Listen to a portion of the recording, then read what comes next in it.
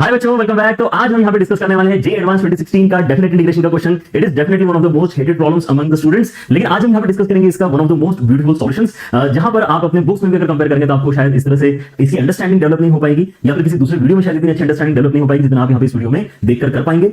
लेकिन एक यहाँ पर डिस्क्लेमर डेफिनेटली देना चाहूंगा, बच्चों आप यहाँ पे इस वीडियो को अगर यहाँ पे देख रहे हैं तो आपको क्या क्या पता होना चाहिए। आपको डेफिनेट इंटीग्रेशन का ज्ञान डेफिनेटली होना चाहिए, उसके साथ साथ आपको इसके अंदर एक टॉपिक आता है लिमिट ऑफ सम, उसके बारे में पता होना चाहिए। और आगे चल के ये क्वेश्चन बहुत ही इंटरेस्टिंग मोड लेता है। आपको यहाँ पर जो ऑप्शंस दिए गए हैं उनको चेक करने के लिए आपको इस्तेमाल करना पड़ेगा एक और theorem which is called Lebanese theorem या फिर न्यूटन लेबनीज थ्योरम। कहीं ना कहीं आपको उसके बारे में भी जानकारी होना चाहिए। और एक बार आप न्यूटन लेबनीज थ्योरम अगर अप्लाई कर लेते हैं तो उसको समझने के लिए कि डिफरेंशिएशन के बाद में आपको इसमें क्या बना है, आपको कहीं ना कहीं एप्लीकेशन ऑफ डेरिवेटिव्स का भी इस्तेमाल करना पड़ेगा। तो कहीं ना कहीं छोटा मोटा आपका यहाँ पे ज्ञान एप्लीकेशन ऑफ डेरिवेटिव्स का भी यहाँ पे तरोताजा होना चाहिए। अगर आपको लगता है कि इनमें से कोई भी टॉपिक बच्चों आपको यहाँ पे अभी पहले प्रिपेयर करना होगा, देन मैंने लिंक डिस्क्रिप्शन में यहाँ पर दे दिया है। आपको J1 की ऐप के ऊपर फ्री लेक्चर्स प्रोवाइड किए जा रहे हैं पूरे इंटीग्रल कैलकुलस के साथ साथ यहाँ पर एप्लीकेशन ऑफ डेरिवेटिव्स भी आप वहां पे जाकर सीख सकते हैं। एंड होपफुली आपको यहाँ पे अगर इस सवाल में कहीं पर भी अगर दिक्कत आएगी तो उन वीडियो लेक्चर्स को देखने के बाद में आपके वो इश्यूज रिजॉल्व हो जाएंगे। तो चलिए इसी डिस्क्लेमर के साथ में हम यहाँ पे अपना सॉल्यूशन बिगिन करते हैं। एंड इंटरेस्टिंगली ये जो आपका सवाल है इसके अंदर apart from limit of some, जिसके अंदर ऑब्वियसली सम मतलब सिग्मा का नोटेशन तो आप इस्तेमाल करते हो, इसके अंदर आपको सहूलियत तब होगी जब आप यहाँ पे पाई का नोटेशन भी अच्छी तरीके से इस्तेमाल करोगे, जो हम यहाँ पे थोड़ा कम इस्तेमाल करते हैं। लेकिन आपको पता होगा कि पाई यहाँ पे स्टैंड करता है प्रोडक्ट के लिए। जिस तरह से हम सम को शॉर्ट में रिप्रेजेंट करते हैं सिग्मा से, वैसे ही हम यहाँ पे प्रोडक्ट को रिप्रेजेंट करते हैं पाई से। ये चीज आप इस क्वेश्चन में बहुत अच्छे तरीके से यूज कर पाओगे। ऑलराइट, सो आपके इसमें यहाँ पर सबसे पहले जो आइडिया है इट इज दिस कि यार क्या आप यहाँ पे ये जो बड़ा सा एक्सप्रेशन है इसको नोटेशन के फॉर्मेट में यहाँ पे कंप्रेस कर सकते हो क्या? अगर आपने वो कर लिया तो आपकी यहाँ पे आधी मेहनत तो वैसे यहाँ पे पूरी हो जाएगी, क्योंकि आपको हर स्टेप में यहाँ पर बड़े बड़े इक्वेशंस लिखने की जरूरत नहीं पड़ेगी। सो हम शुरू करते हैं। चलो यहाँ पे है ना, आपके पास में यहाँ पे fx है, लिमिट है आपके पास में n टेंडिंग टू इंफिनिटी वाली। एंड अंदर अगर आप यहाँ पे देखते हैं बच्चों तो आपके पास में कुछ चीजें रिपीट नहीं हो रही है, राइट? जैसे कि n की पावर n एक ही बार लिखा हुआ है, n फैक्टोरियल एक ही बार लिखा हुआ है, तो उसको हम भी यहाँ पर सीधे सीधे कॉपी कर लेते हैं। लेकिन इसके बाद अगर आप देखते हैं तो आपके पास में यहाँ पे x plus n x square plus n square, x plus n by 2 x square plus n by 2 का होल स्क्वायर, यहाँ पे x plus n by n and x square plus n by n का whole square. मतलब यहाँ पे आपके पास में ये जो ऊपर और नीचे वाले ब्रैकेट्स हैं इनमें कुछ ना कुछ सिमिलरिटी तो आप यहाँ पे देख पा रहे हैं, राइट? तो हम यहाँ पे अपने जो प्रोडक्ट नोटेशन क्रिएट कर रहे हैं जिसको हम पाई से रिप्रेजेंट करते हैं, उसके अंदर इस बात का ख्याल रखेंगे कि हम इन दोनों को साथ में इमेजिन करें, इन दोनों को साथ में इमेजिन करें। तो आपके इसमें जो लिखा जा सकता है वो कुछ इस तरह से है कि x plus n upon r, n upon r। क्यों? क्योंकि आपने यहाँ पर जो है बार बार n के नीचे जो दिया गया क्वांटिटी है वो चेंज होते जा रहा है ना। यहाँ पर पहले 1 है फिर 2 है, ऐसा करते करते ये n तक जा रहा है। और वैसे अगर आप नीचे देखते हैं तो आपके पास में जो आता है quantity that is x square plus n square upon r square, right? So this is what we can compress the entire question into. और इसके होल पावर में आपको भी यहाँ पे x बाय n भी मिल रहा है। एंड r की वैल्यू अगर आप यहाँ पे देखते हैं तो r की वैल्यू आपकी 1 से लेके n तक चेंज होने वाली है, राइट? और जैसे आप यहाँ पे सोचते हैं कि यार ये क्वेश्चन अल्टीमेटली है तो लिमिट ऑफ सम का,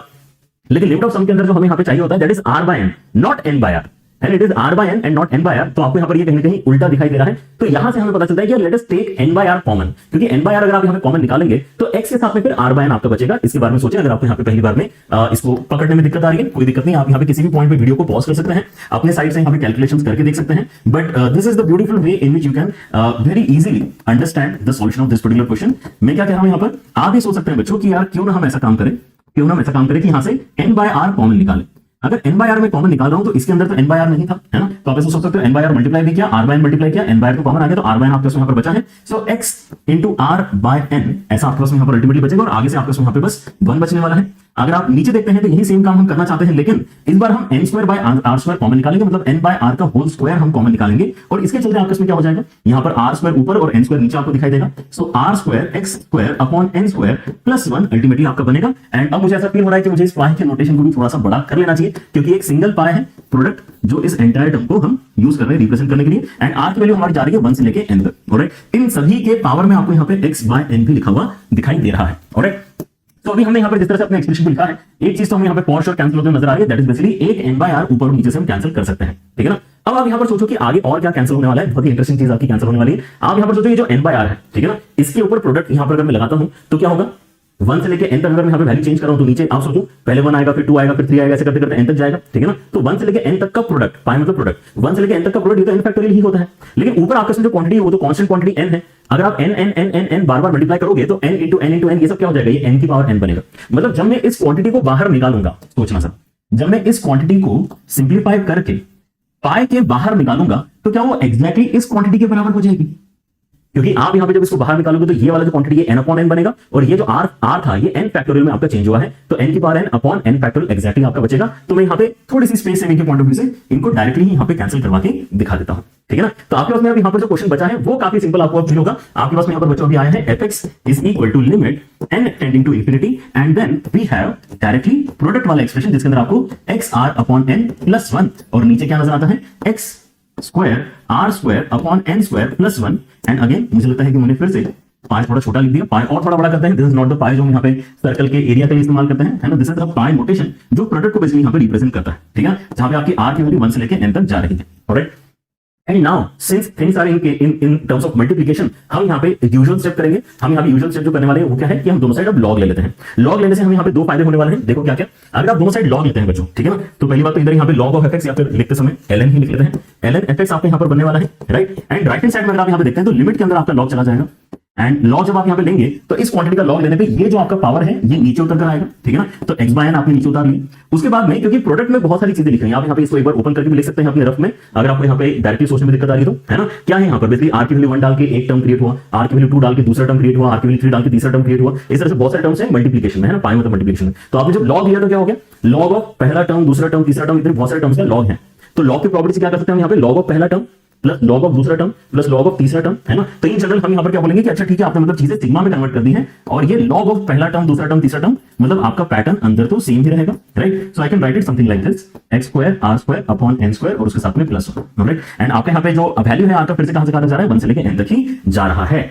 पाई नोटेशन का काम खत्म हो चुका है। 3 स्टेप में हमने इस्तेमाल किया, पहला दूसरा तीसरा, चौथे स्टेप में हम यहाँ पे लिमिट ऑफ सम वाले स्टेप तक पहुंच चुके हैं। अगर आप यहाँ पे ध्यान से देखेंगे तो आपको यहाँ पर कुछ चीजें आइसोलेट करते डेफिनेटली आएंगी। एक तो ये कि x आपके यहाँ पे है ना इस लिमिट में किसी काम का नहीं, इसको बाहर निकाल सकते हैं। उसके बाद में जो 1 बाय n बना है लिमिट ऑफ सम के लिए, हम यहाँ पे इसको dx में कन्वर्ट करना चाहेंगे इंटीग्रेशन वाले स्टेप को क्रिएट करते समय, तो ये तो हमें वैसे भी चाहिए 1 बाय n, कोई दिक्कत नहीं है। यहाँ पे आप देखते हैं कि r बाय n वाला जो आपका एक्सप्रेशन है वो किस में कन्वर्ट होता है, वो x में कन्वर्ट होता है। लेकिन क्योंकि इस क्वेश्चन में ध्यान देना, इस क्वेश्चन में x पहले से एग्जिस्ट करता है, तो हमने इस बात को ध्यान रखते हुए किसी और वेरिएबल का इस्तेमाल कर लेना चाहिए, ठीक है। यूजुअली हम r बाय n को x से रिप्लेस करते हैं, but what is x? x is some variable जिसकी मदद से हम इंटीग्रेशन परफॉर्म कर रहे होते हैं, right. So rather than taking x, let us take t, है ना। तो यहाँ पे x into t बनेगा आपके पास, right. And the final expression will look something like this कि ln of fx आपके इसमें कितना आ रहा है, लिमिट ऑफ सम, x तो आपने यहाँ पे कॉमन निकाल लिया था, x कॉमन आ गया है। लिमिट ऑफ सम किसमें कन्वर्ट होता है, इंटीग्रेशन में कन्वर्ट होता है। इंटीग्रेशन की लिमिट आपकी 0 से लेकर 1 तक जाएगी, कैसे करते हैं, आपको यहाँ पे 1 को n से डिवाइड करना है और n टेंड टू इंफिनिटी पे 0 बनता है। आपको अपर लिमिट को n से डिवाइड करना है तो n बाय n तो 1 बन ही गया है, तो यहाँ पर आपकी अपर लिमिट 1 ही आने वाली है, right. So we have already concluded this. उसके साथ साथ आपके यहाँ पे लॉग के अंदर जो एक्सप्रेशन बच रहा है it is basically x into t plus 1। This time I am selecting t as the variable. आपको y सिलेक्ट करना है तो y भी कर सकते हैं या कुछ z वगैरह भी, जो भी आपका मन कर रहा है कर सकते हैं, ठीक है ना। बट अल्टीमेटली हम जो यहाँ पे x करते हैं, r बाय n को जो हम यूजुअली x लिखते हैं उसको हम यहाँ पे अभी t लिखने का डिसाइड कर रहे हैं, मतलब आगे भी 1 बाय n को जो हम dx लिखते हैं उसको हम dt लिखना चाहेंगे, alright. So this is the expression that we have. Integration का काफी सिंपल एक्सप्रेशन यहाँ पर बना है। अभी हम इसको और थोड़ा बेटर एक्चुअली बना सकते हैं by replacing x into t with some another variable. उसके अंदर भी आप एक बार देखो कितनी कन्वीनियंस आपको दिखाई देगी। x into t को लेट से आप यहाँ पे y बोलते हो, तो आपके यहाँ पे t जो कि वेरिएबल है, तो x आप यहाँ पे कांस्टेंट मान के चलोगे, तो आपके यहाँ पे x dt किसके साथ में रिप्लेस होगा, dy के साथ में आपका रिप्लेस होने वाला है, ठीक है ना। So with this change, with this change what happens, with this change आपके पास में यहाँ पे ln of fx क्या बन जाएगा यहाँ पे, सोच के देखो x into dt, ये पूरा का पूरा आपका dy बनने वाला है। इंटीग्रेशन के अंदर ln के अंदर आपको यहाँ पे y plus 1 upon y square plus 1 dy ये मिलने वाला है। अगर मैं यहाँ पे लिमिट की बात करूं तो t की वैल्यू 0 डाल के 0 ही आएगा, लेकिन t की वैल्यू 1 डाल के x आपको यहाँ पर मिल रहा है, ठीक है।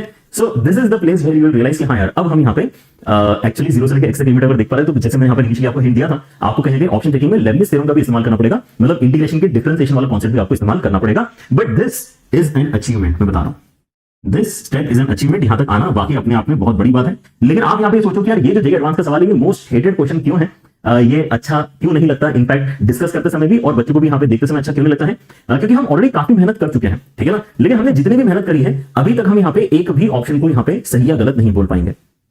हमने यहाँ पे अपने डेफिनेट इंटीग्रेशन का पूरा ज्ञान जो भी यहाँ पे हो सकता था यूज कर लिया है ना, एटलीस्ट लिमिट ऑफ सम का तो पूरा ज्ञान हमने यूज करी है। बट जिस तरह से यहाँ पे ऑप्शंस यहाँ पे क्रिएटेड है, हमें कुछ ना कुछ यहाँ पे अभी और एडिशनली सोचना पड़ेगा। ऊपर से ये जो जेईई एडवांस 2016 का पेपर था, ऑब्वियसली आपको पता होगा it is one of the rated as one of the most difficult paper also, है ना। But even then this question is difficult का भी डिफिकल्ट।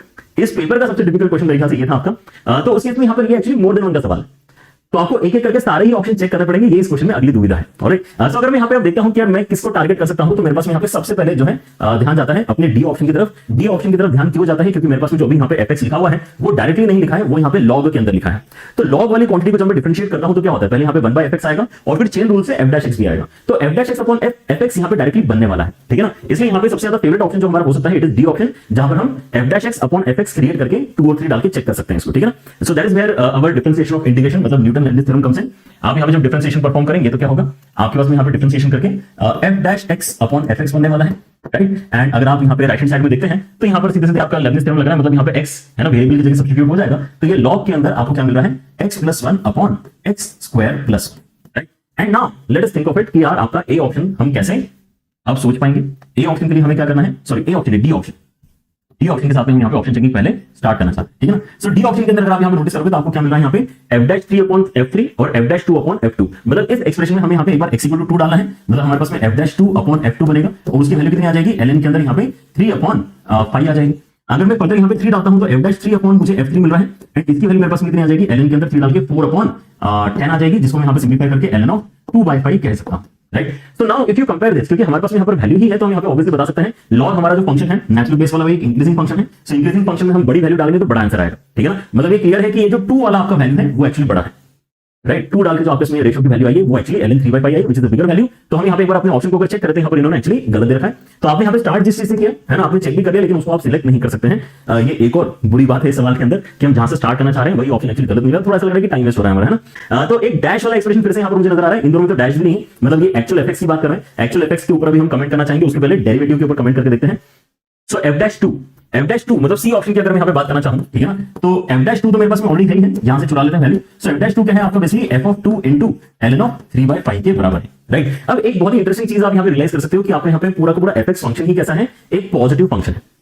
कहां से रियलाइज कर सकते हो, या तो आप यहां से रियलाइज कर सकते हो क्योंकि अगर आप यहाँ पे fx कैलकुलेट करोगे कितना हो जाएगा, e की पावर में कुछ आएगा, ये जो भी क्वांटिटी है उससे मुझे ज्यादा फर्क नहीं पड़ता, लेकिन क्योंकि अल्टीमेटली e की पावर समथिंग बनने वाला है, सो e की पावर में आप कुछ भी डाल दो आपको यहाँ पे पॉजिटिव वैल्यू मिलेगी। सो fx फंक्शन आपके यहाँ पर पॉजिटिव फंक्शन है। या फिर आप डायरेक्टली इनिशियली सोच सकते थे कि यार अगर ये पूरा पूरा क्वेश्चन में सॉल्व कर रहा हूं तो इसके अंदर अगर मेरे पास में x > 0 दिया है, ठीक है ना, n तो आपका इंफिनिटी तक जा रहा है, मतलब ये खुद भी पॉजिटिव, बहुत बड़ी पॉजिटिव वैल्यू है, ठीक है ना। तो ये जो भी एक्सप्रेशन है ये पॉजिटिव क्वांटिटीज को कंबाइन करके बना है, तो पॉजिटिव आंसर ही आपको यहाँ पर आएगा, चाहे आप यहाँ पे x का कुछ भी है ना वैल्यू ले लें जो अलाउड वैल्यू है, ठीक है ना। That is how you can think of it, but what we can definitely think is कि हाँ आपका यहाँ पे पूरा fx ही पॉजिटिव है, मतलब आपका f(2) तो पॉजिटिव होना ही चाहिए, और उसके साथ साथ ये ln ऑफ 3/5 नेगेटिव है। इसके बारे में तो क्या ही डिस्कस करें, तो हमें पता ही कि ln ऑफ 3/5 हमारा नेगेटिव क्वांटिटी होता है, ठीक है। सो हमें यहाँ पर क्या मिला है, हमें यहाँ पर कंक्लूजन मिला है कि आपका f'2 एक नेगेटिव क्वांटिटी होनी चाहिए। इन्होंने क्या दिया है भगवान की दया से, चलो फाइनली इतना समय स्पेंड करने के बाद में, है ना, लगभग 10 मिनट के ऊपर स्पेंड करने के बाद में हमें यहाँ पर क्या मिला है, f'2 less than or equal to 0 वाला ऑप्शन ठीक मिला है, मतलब पार्शियल मार्किंग कुछ हद तक तो हम यहाँ पे अब लेके चलेंगे। अब अगर आप आगे देखते हैं तो ये दोनों ऑप्शन छोड़े आपको एक जैसे लगना चाहिए, ठीक है ना, क्योंकि यहाँ पर भी फंक्शन के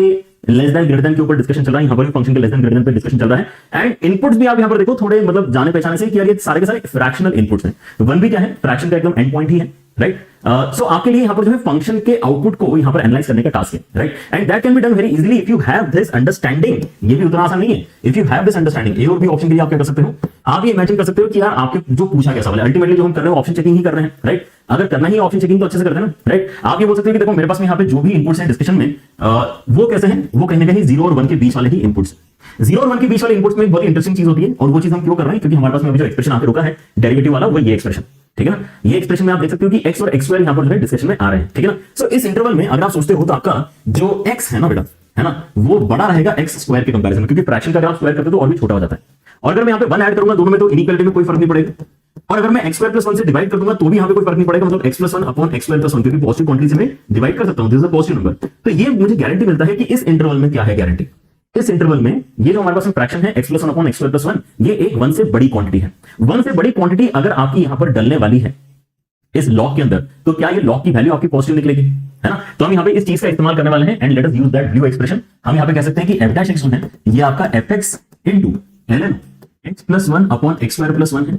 अभी गिवन कंडीशन के हिसाब से हम ये बोल सकते हैं कि यार ये आपका पॉजिटिव है, इसके लिए फॉर x बिलोंगिंग टू 0 से लेके 1 के बीच में ये पॉजिटिव है, और ये तो हमने डिस्कस कर ही लिया है कि यार ये तो हमेशा ही आपका पॉजिटिव है।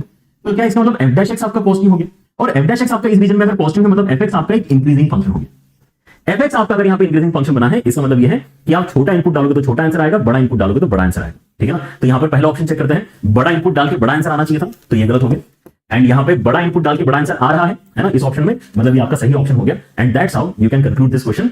And I find this solution to be very interesting, क्योंकि आपको पहली बात तो सवाल के साथ में रुकना तो सिखा ही रहा है ना, आपको यहाँ पर काफी अच्छे कॉन्सेप्ट एक सवाल में यहाँ पर अप्लाई करने के लिए मिल रहे हैं। दूसरा ये जो पाई का नोटेशन है ना, आई फील कि यहाँ पर आपने इसके बारे में थोड़ा और प्रैक्टिस करना चाहिए। If you find any question in your text book, आपके इसमें जो भी बुक है आप उसको पलटो, अगर आपको लगता है कि यार इंटीग्रेशन का सवाल है या फिर आपके लिमिट्स का क्वेश्चन है ना, या आपका एओडी का सवाल है जिसके अंदर पाई दिखाई दे रहा है, ठीक है ना, try to practise that question, क्योंकि आप जितनी प्रैक्टिस करोगे उतना ही आप यहाँ पे कंफर्ट इस पर्टिकुलर नोटेशन के साथ में क्रिएट करोगे, है ना, that is very very important. उसके बाद में आप ये देखो कि यार देखो जे एडवांस किस हद तक बेसिकली जा सकता है आपके कॉन्सेप्ट क्लैरिटी को चेक करने के लिए।